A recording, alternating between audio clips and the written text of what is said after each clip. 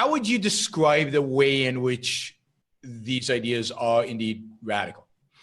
Well, I think the way to think about it is Galt talks about in Atlas Shrugged about naming the way that people are living in those moments when they are living, naming what people live by. And that's how one of the people he recruits to his cause describes what he did. He just named what I'd always lived by. Mm-hmm. And it's not true that everybody always lives by what Galt preaches, what Ayn Rand recommends, but it is what people live by to the extent that they're really living, to the extent that they're good, to the extent that they're accomplishing something in life, and to the extent that they have real values, things that they care about and love, and that their life's about those things. So I think in that sense, it's appealing to content that people already have, that people already know is good, that people already, can evaluate positively, and that the world has been, there's always been some of that in how people lived, otherwise people wouldn't have survived. And there's more and more of it, at least in certain segments of the world. If you go on a century scale, modern America is a fantastic place to live. There are lots of people pursuing their values.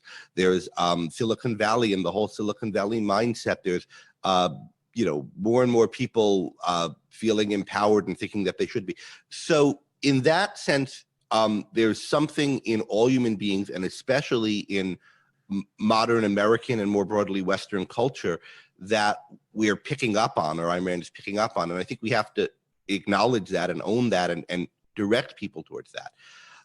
On the other hand, those things have not been, and have certainly not been consistently identified as what's morally good. And insofar as there have been explicit codes of what's morally good, they've had little bits of that positive content in them, but the integrating principle for them has always been something that's antithetical to the to life on earth, and antithetical to an individual's life on earth and happiness. So whether it's God, some magic person who's supposed to tell you what to do and who to sacrifice to, or whether it's the society, or whether it's in the more technical realms, Kantian ethics or environmental ethics, it's always about sacrificing yourself to some set of duties of one sort or another. And we're very radical in rejecting that, or Rand was, and I am, and you, and in how deep in thinking obviously about that, and deep in fact that both and what to them.